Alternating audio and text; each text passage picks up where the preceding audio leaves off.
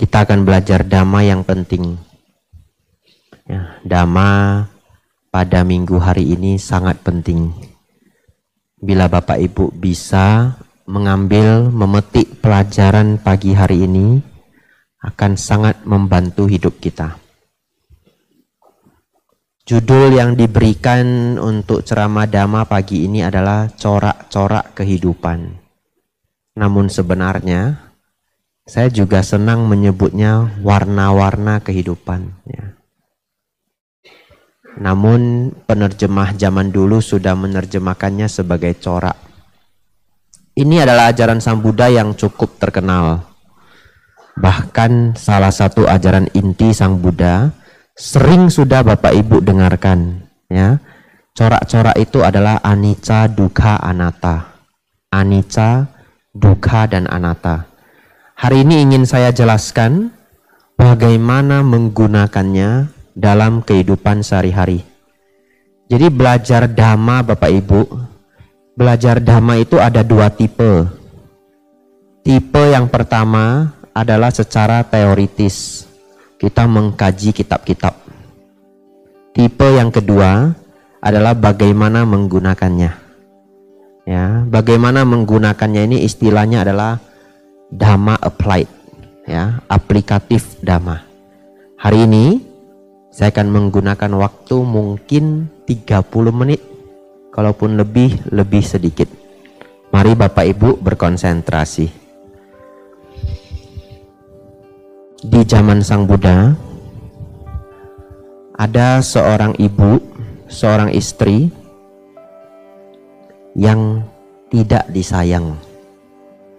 Jadi dia tinggal dengan suaminya dan mertuanya sangat galak. Karena ini mertua zaman dulu ya, 2600 tahun yang lalu. Katanya mertua zaman sekarang sudah kurang galaknya. Gak tahu bener apa enggak, saya enggak punya mertua ya. Tapi katanya mertua zaman sekarang galaknya sudah berkurang. Kalau zaman dulu wah galaknya minta ampun. Ya nanti Bapak Ibu survei sendiri ya. Terus lapor ke saya. Bapak Ibu Saudara, mertuanya galak ya. Dan dia juga tidak begitu disayang. Apalagi zaman India dulu. Harkat martabat wanita itu tidak tinggi ya. Sampai sekarang kalau kita ke India, saya pernah satu kali ke India yang bekerja semua laki-laki. Ya, jadi kalau kita ke restoran, ke hotel, semua pramusajinya juga laki-laki. Ya, jadi kesempatan wanita itu sedikit sekali. Jauh lebih baik di Indonesia. Apalagi ini 2600 tahun yang lalu. Lalu Bapak Ibu Saudara, akhirnya dia melahirkan seorang anak. Begitu anak ini lahir, dia melahirkan anak laki-laki, hidupnya berubah. Kenapa? Sekarang dia dianggap menantu yang sempurna karena sudah melahirkan keturunan. Hidupnya pun berubah, dia mulai disayang suami, mulai disayang mertua. Bapak Ibu Saudara, berjalannya waktu, tragedi terjadi. Anaknya sakit, kemudian mati. Anaknya meninggal. Tentu dia mengalami dua kesedihan. Kesedihan yang pertama kehilangan seorang anak. Kesedihan yang kedua dia nanti tidak disayang lagi. Begitu terguncang dirinya, dia gendong anak bayinya, dia bawa ke tabib-tabib. Lalu dia minta ke setiap tabib, tolong obati anak saya. Tapi begitu tabib ini lihat, megang, lah ini sudah nggak ada nyawanya. Bagaimana ditolong? Lalu banyak tabib yang mengatakan anakmu sudah mati, tidak mungkin bisa dihidupkan lagi. Saya tidak bisa, saya tidak mampu. Dari tabib ke tabib, tabib ke tabib. Sampai ada seorang tabib yang bijaksana. Dia melihat ibu ini menggendong anaknya, dia tahu yang sakit bukan anaknya. Betul Bapak Ibu? Yang sakit adalah ibunya. Ibunya kena penyakit ODGJ Bapak Ibu ya. Katanya kalau pakai kata gila bisa disomasi ya. Harus ODGJ. Lalu tabib terakhir ini pinter dan sangat bijaksana. Dia bilang ke ibu ini, Bu, kalau ibu mau anak ibu sembuh, ada seorang tabib yang hebat. Tabib itu bernama Petapa Gotama. Cari dia. Agak sulit ditemukan, tapi cari dia. Kalau kamu bisa menemukan dia, anakmu mungkin bisa hidup kembali. Wah, dia semangat sekali. Dia cari Petapa Gotama. Lalu Bapak Ibu Saudara mencari dan mencari. Nah, silahkan ya.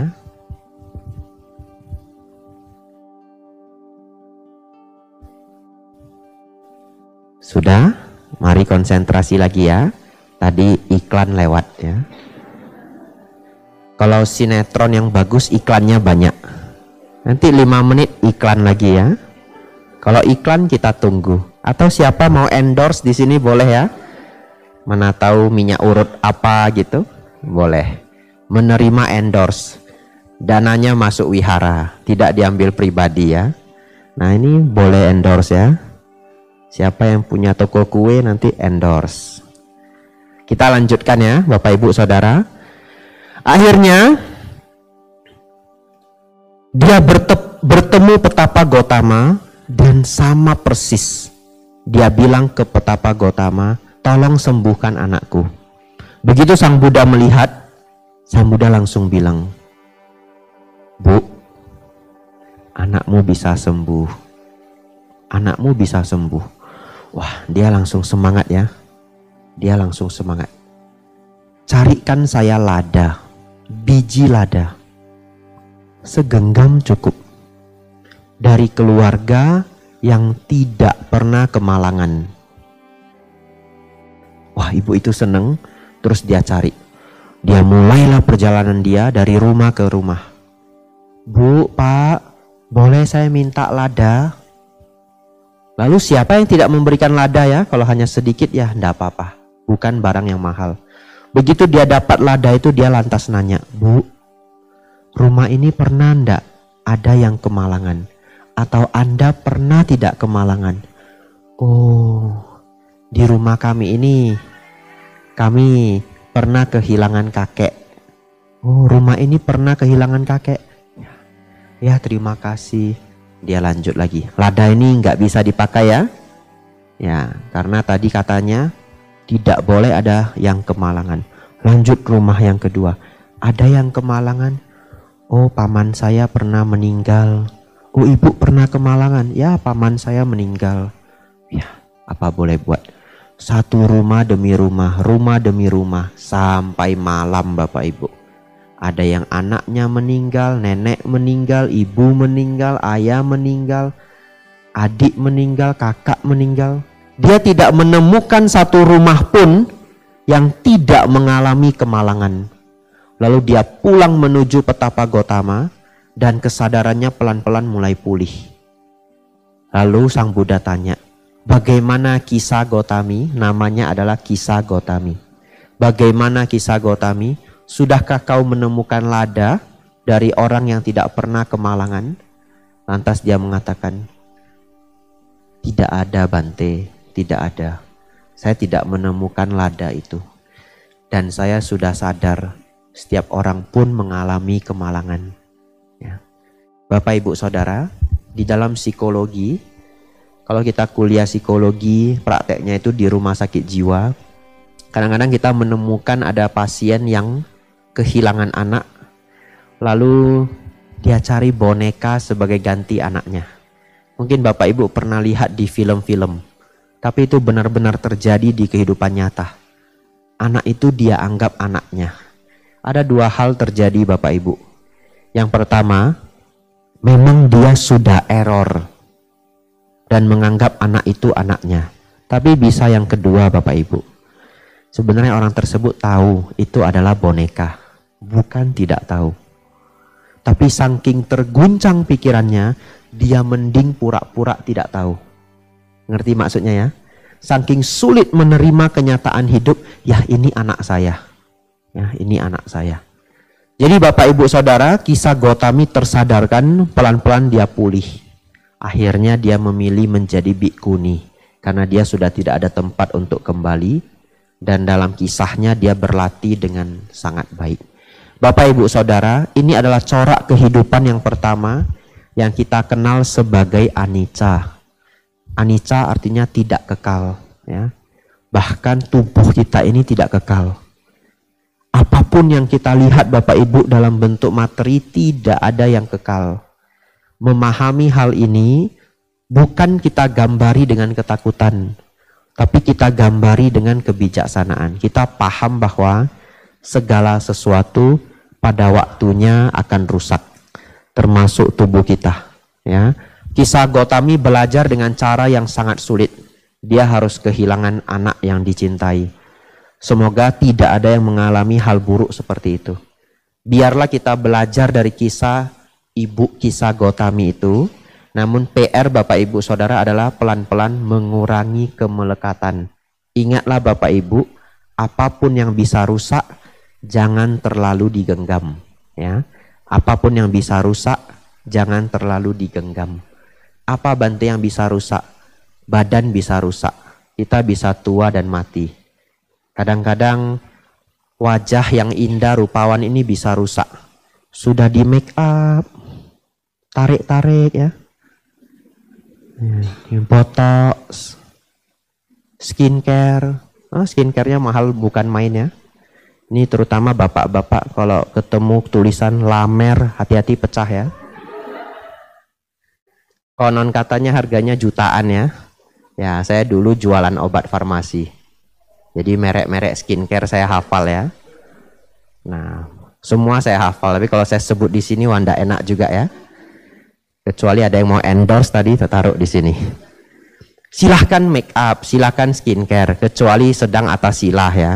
Tetapi sembari mempercantik diri, kita tetap tidak boleh terbebani dengan ketuaan. Ketuaan itu alamiah, ya. Tetapi kita tidak membiarkan tubuh kita berantakan, betul, ya? Sebagai ibu perumah tangga, bapak perumah tangga, ya tahu kalau rumah dirapiin nanti bisa berantakan lagi. Kalau pohon itu di bawahnya penuh dedaunan kita sapu, ya nanti daunnya jatuh lagi. Tetapi merapikan itu adalah hal yang baik, betul, ya? Namun kalau terhadap tubuh ini silahkan memperindah tubuh, mempercantik tubuh, kecuali latihan sebagai pabacita. Tetapi kalau nanti kerutnya nambah satu, fleknya nambah satu, biasa-biasa saja. Jangan bersedih. Kalau Bapak Ibu bersedih, sedihnya tidak habis-habis. Flek itu tidak akan mungkin berkurang, ya. Nah, ini saya mau cerita ndak enak, ya. Coba lihat di luar itu. Panasnya minta ampun, ya. Nah, ini fleknya nambah satu nanti. Bapak Ibu Saudara, belajarlah untuk tidak menggenggam dunia terlalu erat.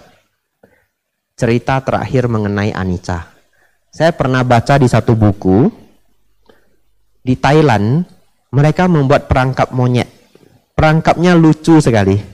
Jadi mereka cari buah kelapa, lalu buah kelapa itu dilubangi kecil. Dalamnya diisi kacang, ya.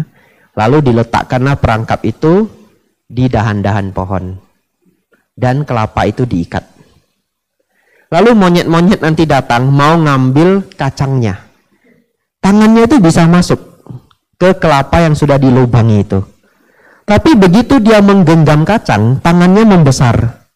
Dan dia tidak bisa keluar dari kelapa tersebut. Bagaimanapun dia berusaha, ya tidak bisa keluar. Lalu nanti pemburunya datang untuk menangkap monyetnya. Sebenarnya gimana cara melepaskan tangannya? Kan dia tinggal gini toh. Lepasin kacangnya toh. Tapi dia tidak mau lepasin kacangnya. Dan harganya apa? Harganya adalah nyawanya. Kadang-kadang seperti itulah hidup manusia kalau tidak disertai kebijaksanaan. Menggenggam dunia terlalu erat. Bapak Ibu punya dendam, punya kemarahan, harga diri, nama baik, dan yang lainnya, digenggam terlalu erat, bisa menjadi masalah, ya. Dendam itu digenggam erat sekali. Hidupnya sebenarnya sudah baik, anak-anak sudah bisa nyari kerja, ekonomi sudah baik, tapi dia nggak mau menikmati hidup. Pagi sampai malam yang diulang adalah orang yang dibenci.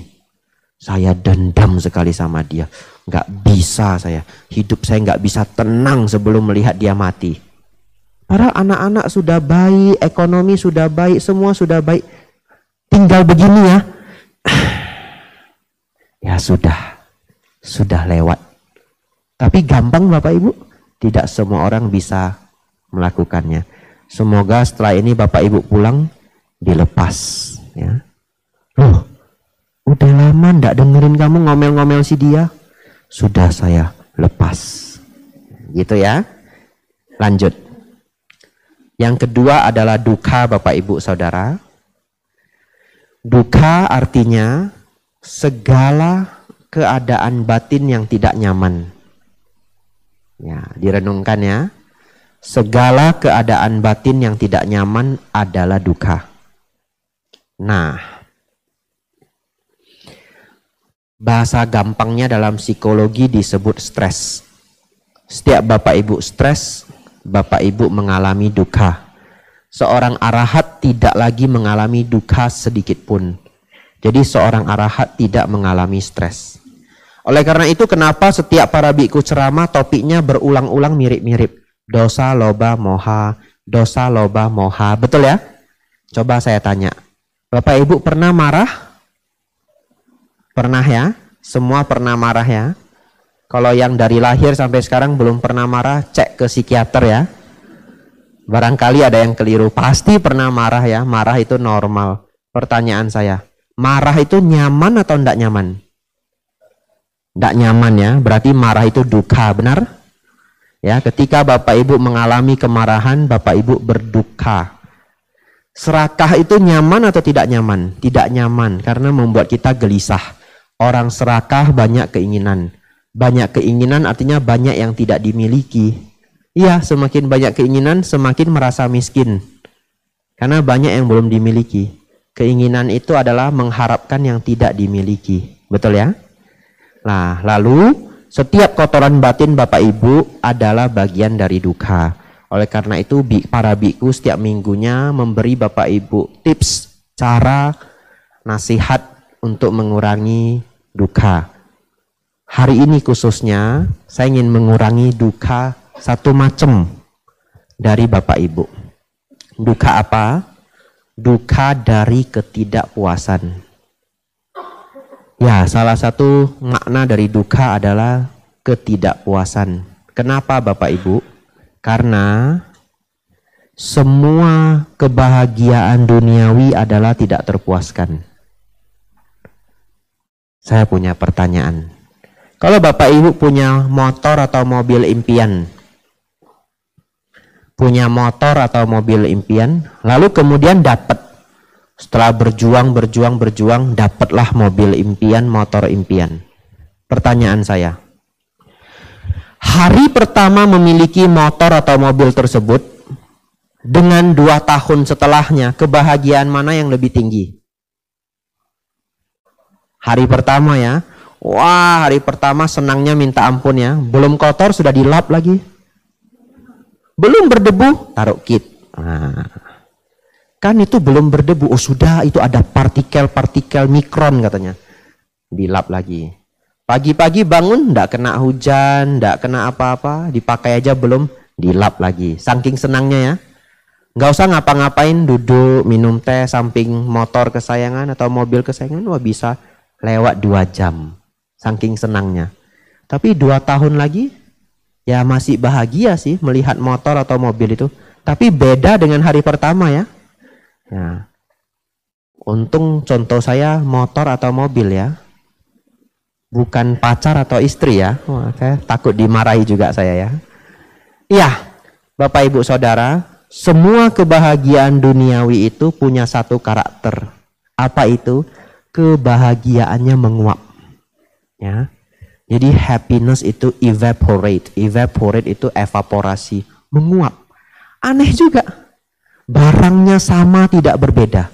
Bapak Ibu beli motor, nggak usah dipakai. Untuk dikoleksi, nggak dipakai. Tapi setiap hari kebahagiaannya beda dengan hari pertama. Aneh ya. Kenapa nggak bisa kita pertahankan ya? Kalau bisa kita pertahankan kan mobil, motor nggak usah diganti-ganti ya. Tapi kenyataannya apalagi kalau naik gaji, keinginannya naik. Jadi keinginan itu mengikuti gaji ya. Ya, gengsi itu mengikuti pendapatan. Akhirnya sulit sekali terpuaskan. Endingnya bagaimana? Nah, oleh karena itu manusia terus mengejar, tidak ending-ending. Tapi mereka yang sudah belajar Dhamma sudah mulai memahami hal ini. Bagaimana obatnya agar kita tidak terjebak pada kebahagiaan materi yang tidak ada ending-endingnya ini. Kita belajar untuk mudah terpuaskan. Ya, belajar untuk mudah terpuaskan. Bahasa kesehariannya adalah belajar bersyukur. Bapak Ibu Saudara, keinginan tadi adalah mengharapkan yang belum dimiliki, betul? Bersyukur itu adalah menghargai yang sudah dimiliki. Tapi pikiran manusia itu cenderung berkeinginan daripada bersyukur. Oleh karena itu kalau ingin bersyukur harus ada effortnya, harus ada usaha. Saya menyarankan setiap malam Bapak Ibu sebelum tidur, masuklah ke fase bersyukur. Apapun yang sedang dialami hari itu. Jadi begitu sudah di atas tempat tidur, yang dipikirkan adalah apa yang bisa saya syukuri hari ini. Supaya apa Bapak Ibu? Supaya Bapak Ibu gampang tidur. Tapi kalau Bapak Ibu sudah diranjang mikirnya besok saya harus mengejar apa, ya enggak tidur-tidur. Biar besok bangun dipikirkan lagi yang mau dikejar. Tapi malam tidur bersyukur. Kalau mau lebih baik lagi pulang kerja, begitu kaki sudah menginjak rumah, akan bertemu anak istri atau suami, masuklah ke fase bersyukur. Sehingga kita tidak banyak ngedumel dengan kehidupan. Bersyukur anak-anak sehat. Hari ini saya sudah bekerja dengan baik. Saya hidup cukup baik, ada kedua tangan, organ tubuh masih sehat. Ya. Banyak sekali loh yang bisa kita syukuri ya. Lalu nanti kalau Bapak Ibu stres, ingatlah setiap Bapak Ibu stres, Bapak Ibu sedang berfokus pada keinginan. Kalau stresnya sudah terlalu tinggi, istirahat sebentar, penuhi dengan rasa syukur. Kenapa saya cerita begitu? Karena saya tahu tidak mungkin manusia hidup tanpa keinginan, betul? Tidak mungkin manusia hidup tanpa keinginan. Yang ingin saya ceritakan adalah bagaimana Bapak Ibu balance with life ya. Ketika sudah terlalu stres, masuk ke fase bersyukur, meditasi, kembangkan kebahagiaan batin. Itu mengenai dukkha. Wah, janji saya 30 menit. Tinggal 10 menit Bapak Ibu. Terakhir ya, kita refleksi sedikit. Yang pertama tadi anicca, yang kedua adalah dukkha. Ya. Dukkha adalah segala keadaan batin yang tidak nyaman, stres, penderitaan dan yang lainnya. Ya. Panjang sekali kalau mau dijelaskan ya. Setiap topik ini bahkan bisa untuk kelas 2 jam. Kalau kita mau belajar anicca 2 jam ya juga ada pelajarannya. Mau belajar dukkha 2 jam ya juga ada pelajarannya. Tapi hari ini adalah versi singkat masing-masing sekitar 10 menit. Tapi kalau Bapak Ibu ingat akan membawa kebijaksanaan. Bagian terakhir adalah anatta. Anatta ini adalah bagian yang paling sulit dipahami. Jadi semoga Bapak Ibu berkonsentrasi. Apa arti anatta Bapak Ibu?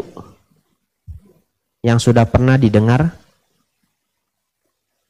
Tidak ada? Tanpa diri ya. Ada lagi? Tanpa inti yang kekal ya. Ya, anatta juga artinya Anda ya dalam bahasa Jepang ya. Bapak Ibu Saudara, anatta dalam bahasa Pali artinya tanpa diri. Ini sangat sulit dipahami. Coba saya minta Bapak Ibu pegang tangannya. Merasakan ada tangan? Ada diri?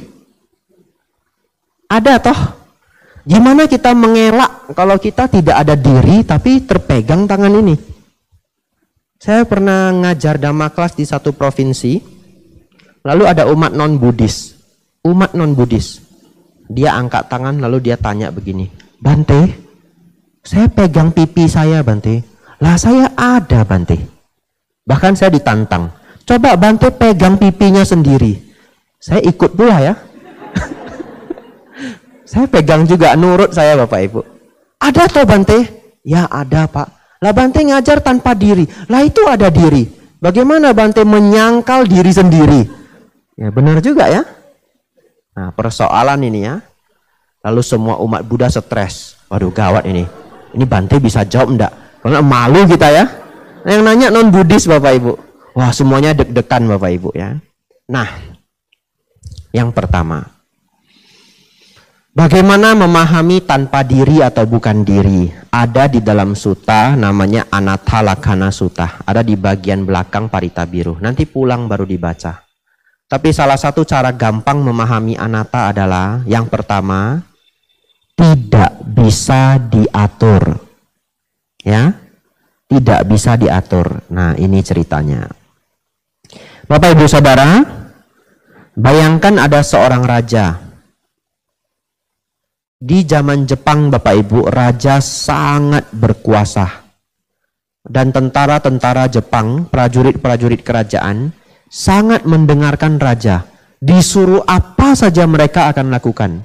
Contoh, kalau prajurit itu diminta untuk bunuh dirinya sendiri, dia pun akan bunuh dirinya sendiri. Namanya adalah harakiri.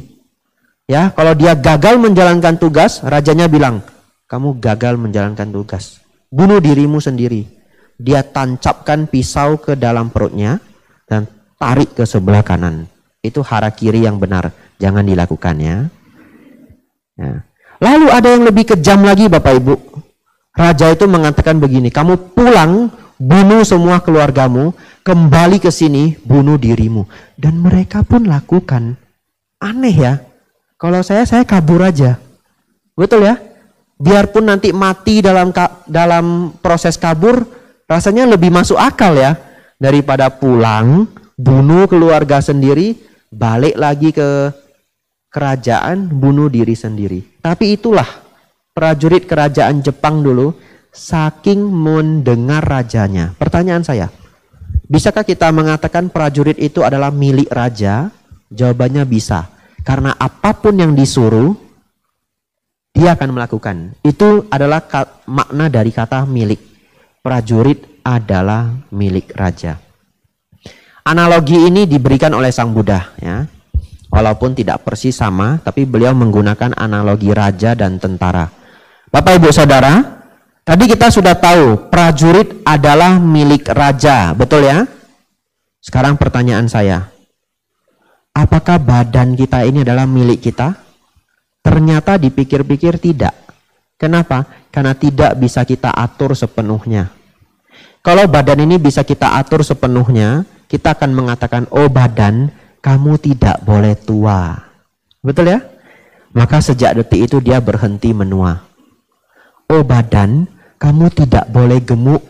Besok saya langsing Bapak Ibu. Ya.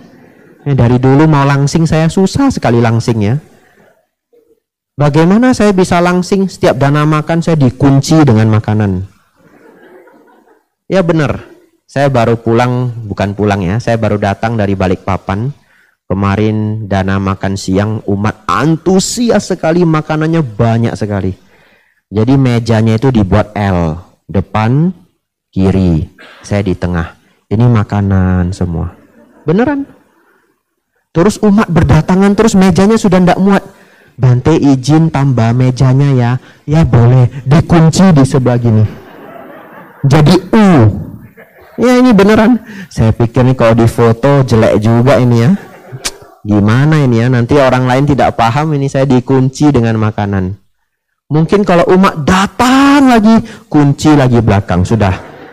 Saya tidak boleh keluar ya. Kalau makanan belum habis, Bante tidak boleh pulang. Jadi ditulis kertas di sana. Ya Bapak Ibu Saudara, saya pun tidak sanggup mengatur badan saya. Kadang kaki sakit kalau sudah umur ya. Kaki, kamu tidak boleh sakit. Tapi dia sakit. Badan tidak bisa diatur. Badan adalah anatta. Kenapa? Apa yang tidak bisa diatur bukanlah milikku. Apa yang bukan milikku bukanlah diriku. Jadi itu makna Sang Buddha dalam memahami anatta tahap awal ya. Apa yang tidak bisa kita atur bukanlah milikku. Apa yang bukan milikku bukanlah diriku. Nanti Bapak Ibu baca di Anatta Lakkhana Sutta. Apa yang bukan milikku bukanlah diriku. Nah, nanti sudah tahu, sudah paham maknanya. Lanjut Bapak Ibu. Perasaan. Bisa perasaan diatur? Ya, kadang bisa, kadang enggak ya. Saya kasih contoh. Kadang-kadang namanya manusia pagi moodnya bagus. Sore sudah bad mood. Betul ya? Kadang pagi bad mood, sore moodnya bagus. Kita juga bingung. Pagi ketemu dia, selamat pagi. Oh, dia happy, nyanyi-nyanyi. Sore Bu. Tadi pagi masih ceria ya. Ya itu manusia ya. Tadi pagi masih ceria. Oleh karena itu saya punya pengalaman kalau saya ketemu orang saya nggak mau overacting dulu. Lihat dulu moodnya ya. Oh moodnya jelek, nah, mundur 2 langkah. Oh moodnya lagi bagus, maju 1 langkah. Bapak Ibu Saudara, perasaan tidak bisa kita atur sepenuhnya. Kecuali kita sudah latihan meditasi dengan baik. Kalau kita bisa mengatur perasaan, mau ndak Bapak Ibu semua mengatur moodnya? Saya maunya moodnya bagus terus, betul ya? Ya tapi ndak bisa. Kadang-kadang di saat yang genting malahan kita moodnya jelek. Sudah janjian mau jalan-jalan minggu depan, barang dibeli, makanan dibuat, hotel di booking. Pas hari H kita bad mood, betul ya? Kita sendiri kadang nggak mau bad mood, tapi terjadi masalah gimana coba? Ya, perasaan adalah anatta, pikiran adalah anatta, dan seterusnya. Bapak Ibu Saudara, tujuannya apa memahami anatta ini? Wah, sudah habis Bapak Ibu. Boleh ditambah? Boleh ya, kita habiskan ya. Baik. Dalam pikiran manusia normal, sering terjadi pertarungan antara perasaan dan logika. Saya ulangi, sering terjadi pertarungan antara perasaan dan logika. Ini saya sebut sebagai mereka yang belum mencapai arahat tercemar oleh perasaan. Saya kasih contoh. Yang gampang adalah kalau kita moodnya sedang jelek, apapun memicu kemarahan, betul ya? Kadang orangnya tidak salah, tapi mood kita yang sedang jelek. Itu yang saya sebut tercemar oleh perasaan. Tapi kadang-kadang terjadi pertarungan perasaan dan logika ini. Coba kita lihat ya. Ada seseorang Bapak Ibu, dia terkena kolesterol yang tinggi. Bukan saya ya. Seseorang. Kolesterolnya tinggi, dia periksa ke dokter. Lalu apa kata dokter? Pak, Bu, mulai hari ini tidak boleh lagi makan durian. Durian tidak boleh. Ya baik dokter. Lalu 2 bulan kemudian Bapak Ibu, keluarga kita datang dari Jakarta bawa durian Bapak Ibu. Durian montong. Sekarang ada durian baru loh, sekilo 500.000 katanya. Ocha. Ada yang pernah dengar? Belum sampai Surabaya. Nanti lihat aja, keluarganya datang bawa dari Jakarta ya. Nah, Bapak Ibu akan bertarung dengan perasaan. Logikanya apa? Saya tidak boleh makan durian, betul? Itu logikanya ya. Saya tidak boleh makan durian.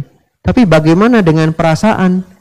Duriannya dibelah, keluarga sudah ngumpul, ditaruh di piring, montong sebelah kiri, ocha sebelah kanan. Lalu keluarganya nanya, "Pa, Ma, ini durian mau?" "Ndak." Kata dokter, "Ndak boleh." Mereka makan. "Wah, montongnya legit sekali. Beda ini, Pa. Pa, mau coba ndak?" "Jangan. Kolesterol." Begitu ya. Nah, setelah 15 menit melirik juga ya. "Wah, ini ocha beda ini. Sekilo gopak cengnya.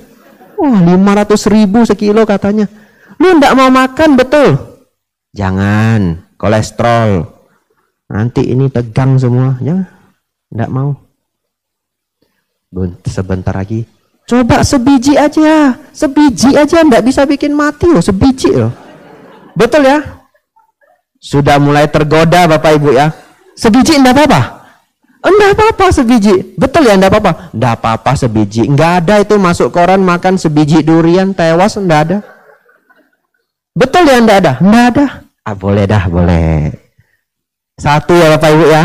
Coba satu aja, jangan banyak. Satu durian montong. Wah, enaknya minta ampun ya. Ini ocha juga satu. Kan satu tambah satu enggak apa-apa. Boleh, oh, boleh. Tambah satu. Sudah dua Bapak Ibu, apa yang dilakukan? Dikasih piring. Inilah kasih sedikit lah, tambah lah. Udah kena sedikit enggak enak. Akhirnya Bapak Ibu 6 Bapak Ibu. Ya, mulainya satu ya. Nah, setelah itu nyesal ya. Sore-sore ini ketat semua. Lalu stres, makan obat, tes darah ya. Tapi Bapak Ibu Saudara, itu yang dialami semua manusia. Perasaan melawan logika untuk hal-hal yang lainnya juga. Bukan hanya durian saja ya. Contoh yang simpel. Bapak Ibu datang ke wihara, apa kata para biku? Belajar jangan marah. Betul ya? Logikanya kita tahu loh marah itu enggak baik. Tapi masih marah enggak? Ya masih. Cuma mungkin intensitasnya berkurang. Dulu seminggu 3 kali, sekarang seminggu sekali. Betul ya? Ya, bulan tua 2 kali. Ya. Bapak Ibu Saudara, kita tercemar oleh perasaan. Bagaimana obatnya? Obatnya adalah 3 hal. Ini menutup ceramah dhamma saya hari ini. Ya, 3 hal itu adalah mempraktikkan perenungan, mempraktikkan investigasi batin, dan mempraktikkan ketenangan batin.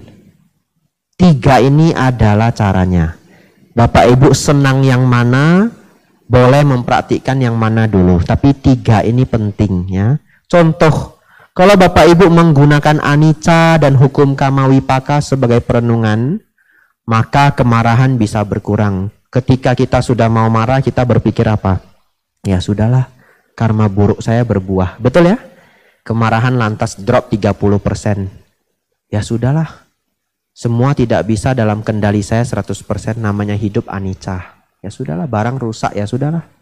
Nanti diperbaiki. Kemarahan akan berkurang. Ini memanfaatkan perenungan ya untuk mengurangi duka batin. Yang kedua adalah investigasi batin. Apa itu? Bapak Ibu harus tahu kapan muncul kemarahan, kapan muncul kekecewaan, kapan muncul ketidaknyamanan batin dalam bentuk apapun. Ini mungkin dalam bahasa Bante Utamo adalah saya sedang apa. Betul ya? Dalam bahasa Bante Panyawaro, munculkan kesadaran. Tapi itu adalah investigasi batin. Tidak semua orang punya kemampuan ini. Mengetahui persis apa yang sedang terjadi dalam batin kita. Belum tentu kita bisa menaklukkannya. Tapi tahu saja sudah bagus. Nanti kita step berikutnya. Kita tahu, saya lagi marah, saya lagi kesal. Ya, kalau tidak bisa menguranginya, pergi dari tempat itu sebisa-bisanya. Tapi bagaimana menguranginya Bante? Sekarang investigasi batin sudah baik. Saya lantas tahu apa yang sedang terjadi di batin saya. Gunakan teknik ketenangan batin. Nafas masuk, nafas keluar. Begitu Bapak Ibu sudah akan marah, nafas masuk, nafas keluar. Pikirannya dikosongkan dulu, jangan dikompori oleh suara hati sendiri. Karena apapun pikiran yang muncul akan memicu kemarahan. Tenangkan diri, berhenti berpikir sejenak. Bukan mengosongkan pikiran, maaf. Pikirannya diarahkan pada nafas masuk, nafas keluar. Kemarahan akan meredup. Ini agak sulit. Terjadi perkelahian perasaan lawan logika. Tidak boleh makan durian, tapi durian di depan mata. Gimana menguranginya? Tenangkan batin dengan samadhi. Ya. Nafas masuk, nafas keluar. Hanya sekedar nafas masuk, nafas keluar pun bisa mengurangi nafsu ragawi. Ya. Tapi tentu itu adalah pelajaran tingkat intermediate ya, bukan tingkat awal. Bapak Ibu Saudara, hari ini kita belajar anicca, dukkha dan anatta. Semoga membawa manfaat besar untuk Bapak Ibu. 3 praktek yang boleh dipraktekkan adalah perenungan, investigasi batin, dan ketenangan. Dalam bahasa Pali adalah samatha dan vipassana. Ya. Bapak Ibu mendengarkan dhamma desana, muncul perenungan. Investigasi adalah vipassana. Ketenangan adalah samatha. Tidak selalu harus meditasi itu dipraktekkan serius seperti kalanya sedang duduk 1 jam 2 jam, tidak. Itu adalah samadhi. Tetapi skill dari samadhi itu Bapak Ibu terapkan dalam kehidupan sehari-hari. Ya, cukup saya pikir 40 menit Bapak Ibu. Semoga apa yang kita pelajari pagi hari ini membawa kemajuan untuk Bapak Ibu semua. Sabe sata bhavantu sukhitata. Semoga semua makhluk hidup berbahagia.